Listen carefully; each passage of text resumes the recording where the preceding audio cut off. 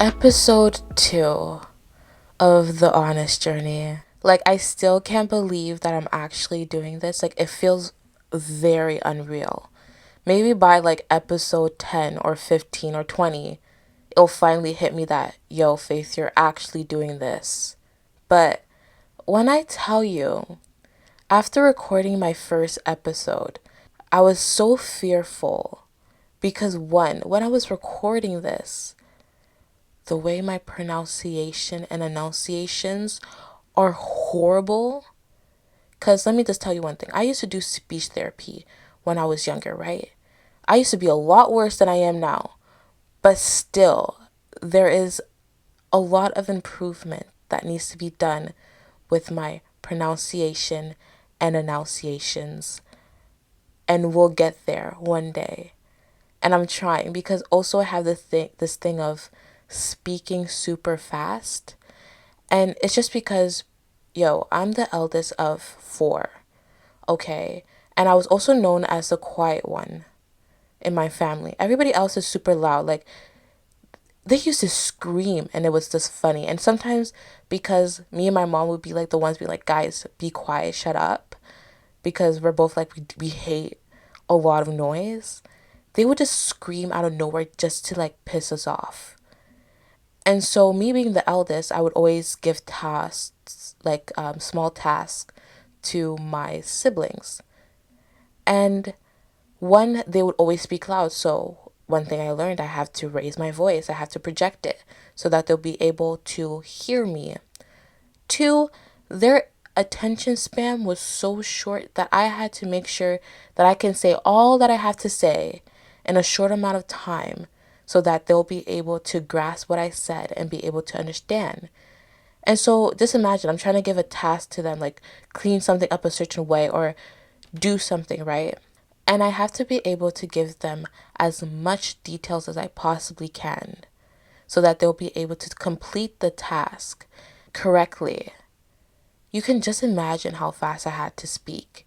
And so it's still something that I unconsciously do at times. And sometimes people tell me, Faith, you're like speaking fast. To me, it's like I'm not even doing it on purpose. It's just like it happens. It's natural. It's like second nature to me to have to project my voice and speak fast. And so now that I'm doing this podcast, I have to try to unlearn that and speak slower. So if you're listening to the first two episodes, bear with me, please. Because I'm having to bear with myself, I have to re-listen to these episodes. And so I'm struggling to bear with myself. I'm struggling to give myself a little grace. But I'm just hoping that you can because I'm working on it and I'll get better. So for this episode, is it also unplanned and unorganized? Yes. And it's honestly my fault because I decided to finally grow the balls to do a podcast when I'm in the last month of school. That means finals are like hitting me left and right. I have to study more. I need to concentrate on my studies. And I decided to do a podcast, which also demands time and energy, especially if you want to do like if you want to deliver the best episode you possibly can, you want to try to organize yourself a little bit of like what you're going to say and what you're going to do. And I got nothing. I have nothing. But I felt like what I want to talk about today flows well with the first episode and is the lies that we tell ourselves about being ready. Because God knows how many times I wanted to do something or start something like this podcast. And I would delay it because of this thing of being ready. I'm just not ready right now. And the worst thing that you could do to yourself is come up with this lie and tell yourself this lie of, I'm not ready. Because telling yourself, I'm not ready all the times and giving yourself list of excuses of why you can't do this thing right now is the most expensive lie you could ever tell yourself. For example, I wanted to do this podcast for 2, 3 years now. And so 2, 3 years ago, I was like, hey, Faith, you like having debates, you like listening and participating in like difficult conversation and discussions. Why not do it? And so I bought myself this mic 2 years ago. And didn't, I didn't start the podcast 2 years ago. Why? Because I was waiting to be ready, ready to sound confident, ready to have the perfect equipment, ready to not care what people thought about me. And you know what happened? Nothing. Nothing happened for months. Two years now. And it was all because of this myth of being ready. And this thing of waiting to be ready is a lie that we tell ourselves, is a fear that we sell ourselves that keeps us small. It keeps us where we're at. And we lie to ourselves that we're comfortable where we're at. And you should not be comfortable. If you ever feel too comfortable for a long period of time, you should go for what's next, because there's always something more that you can do. And today, I'm going to be exposing myself with and also exposing the lies that we tell ourselves when we're waiting to be ready. Because honestly, when is it the perfect time to start anything? When is it the perfect time to be ready? Is it when we have all our ducks in a row? Is it when we have everything in order? Is that the only time we can finally take risk and finally tell ourselves we're ready? Because if that's the case, all of us will be waiting until we're 40 or 50. We're all going to be waiting till then, because that's when we're going to feel like all of our stuff are in order. And still, once we actually are ready, we're going to lie to ourselves even more. We're going to feed our fear of starting something new. And for what? Because waiting to be ready costs you a lot more than you just doing it. It costs you time, you miss opportunities, and like I said in the first episode, you start creating the list of regrets. And so I want to expose these lies, and at the same time I'll be exposing myself. But hey, is that not what the honest journey is about? Being honest about what I've lived through and what I'm still am living through. Because if I'm not gonna lie, after I posted my first episode, there was this fear that started to creep in, and I started telling myself that, hey, it's not too late. Nobody has seen it. You can delete it. You can stop this whole podcast thing altogether. You can stop it. Like, you don't have to continue. And then I had to like look at myself and be like, hey, what's stopping me from doing this? What will I need for me to feel ready? And the truth is, nothing that I'm waiting for to feel ready will ever truly make me feel ready, because nothing will.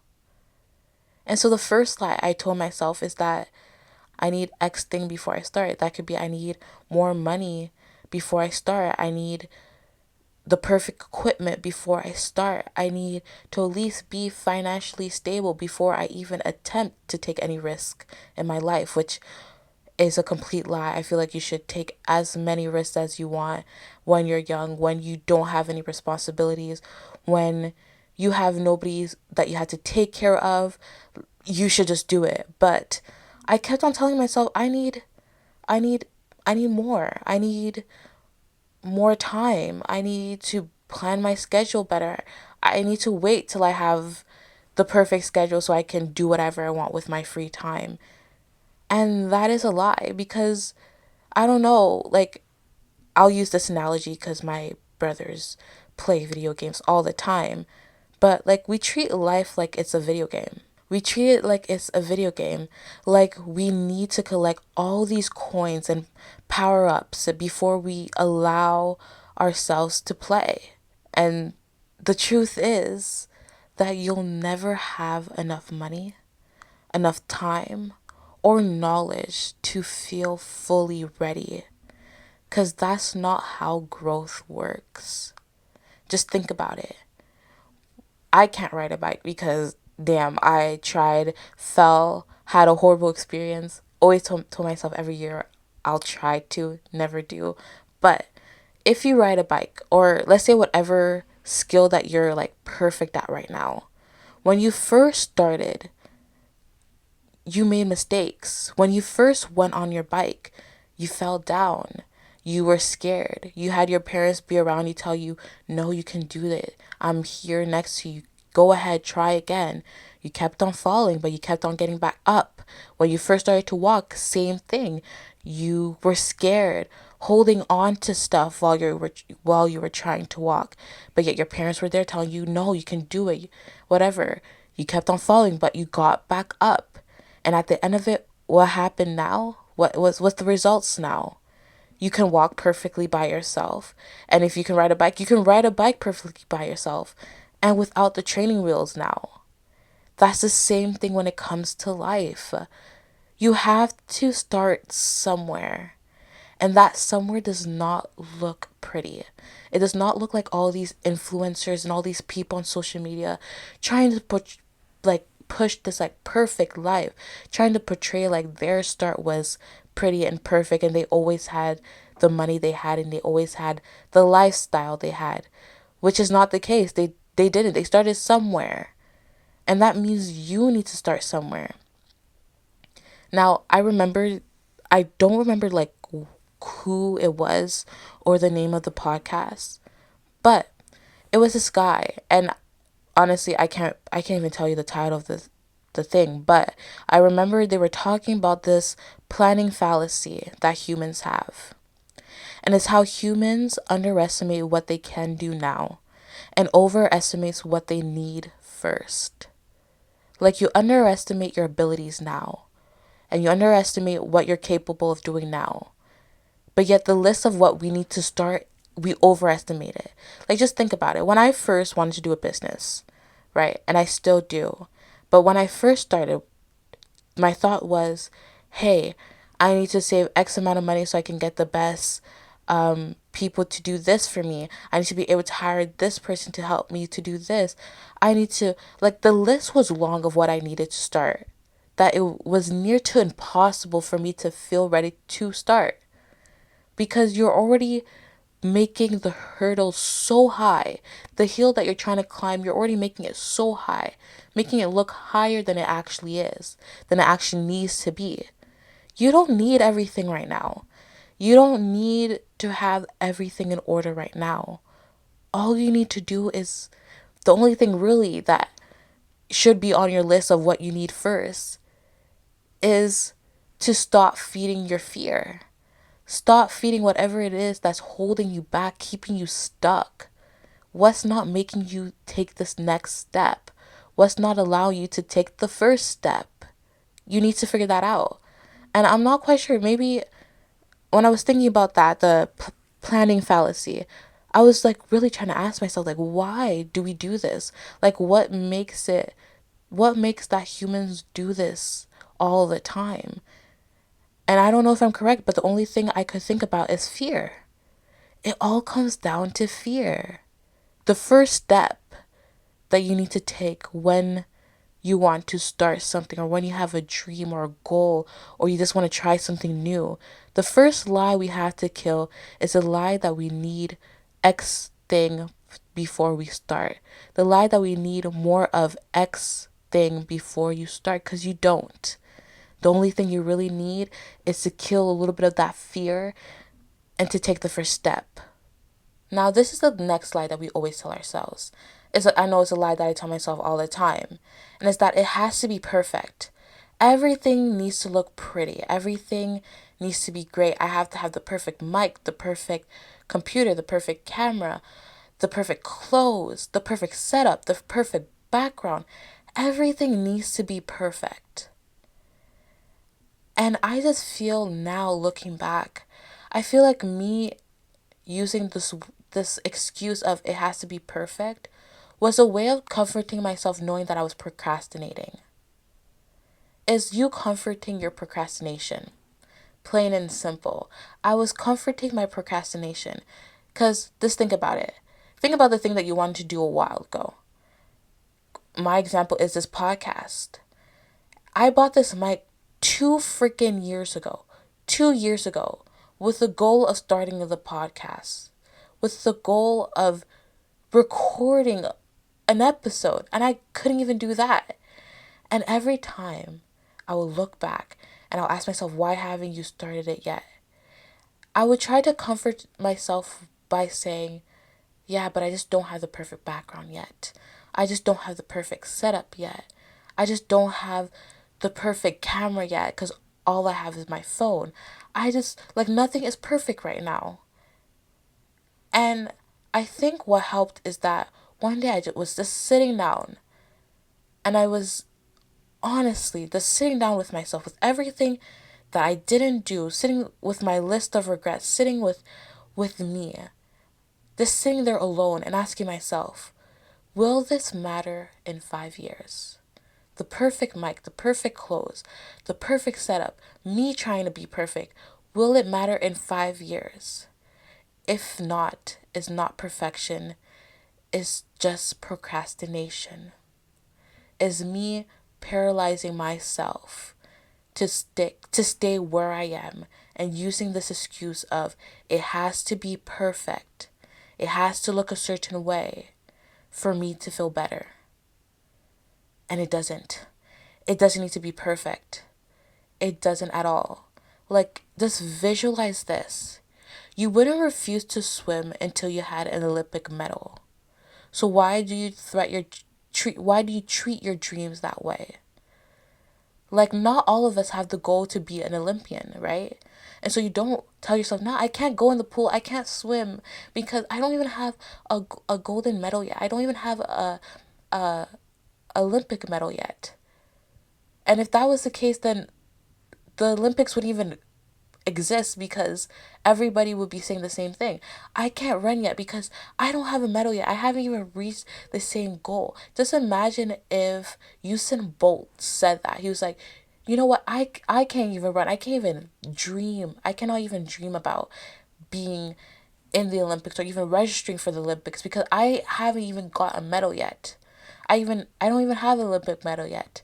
And that just sounds dumb because for him to get the medals, for him to get the recognitions that he has today, he had to start running. He had to just start it, just do it. And keep on doing it every day until he got to the point that he could compete in the Olympics. And then competing in the Olympics, I'm sorry, I don't watch the Olympics, so I don't know if his first one was perfect and he got a medal. But for him to even compete in the Olympics, he had to start running. And once he was in the Olympics, maybe he didn't win his medal. Sorry, I don't watch sports, so I don't know. Maybe he didn't win his medal for the first one, but he looked at his competitors and he's like, you know what, I could do better next time. Trained again, went back to running, went back to square one, and then went back to the Olympics and finally won his medal. And now he's known for who he is now, the fastest man alive.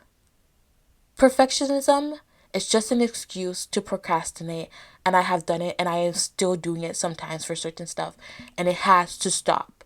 Stop it. You don't need to be perfect. You don't. It does not need to be perfect. You just need to start. Get yourself the cheapest mic you need. Get yourself the cheapest pair of clothes. It doesn't need to be perfect. Whatever you're comfortable in, just do it and start it. Because everybody has to start somewhere. Square one doesn't look perfect. All these people that have these perfect lives, which in itself I don't even think their lives are perfect, but whatever they're allowing us to see on social media that's making their lives look so perfect, we didn't get to see their square one. And I'm pretty sure if they would have told themselves, oh, I can't do this because I don't have the perfect background, I don't have the perfect clothes, I'm not in the perfect mindset yet, they wouldn't be where they are today. And they wouldn't be able to show us what they have today. And so you should stop treating your dreams the same way. You should stop treating your dreams like you need to already have the results when you haven't even started. You can't have results if you don't start. So start so you can see the results. Okay? Which leads to number 3. Lie number 3 is that I'll do it when I feel brave enough. I'll do it when I'm confident enough. And this is coming from me, who lacks confidence in the most. Like, I lack confidence. I'm not going to lie to you right now. I'm not the most confident person ever. And it also is one of the reasons why I'm not doing a video podcast right now, because I can't handle it. I can't handle filming myself, editing myself, looking at all my imperfections, and then at the same time having to try to focus on the message I'm trying to deliver. You don't have to be brave. Bravery isn't a feeling. It's what happens after you move. Think about people that run marathons, right? Like, think about them. Do they feel ready at mile 20? No, they don't. They just refuse to stop.